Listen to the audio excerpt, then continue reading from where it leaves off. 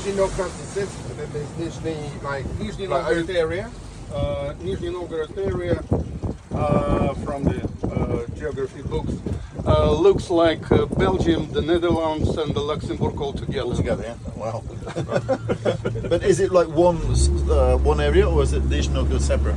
No. It's like whole area, but it's divided to small Municipalities, yeah? small towns, which are the capitals of the small territory, and it's about 12 or 13 altogether. Which oblast is it in then?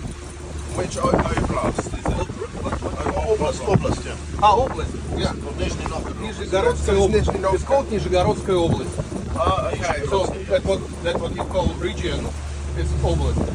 Yes, It's yeah. like province, Nizhegorodsky province, I don't know. Yeah, like But you've got it- Moscow it- oblast and Yeah, exactly. yeah. But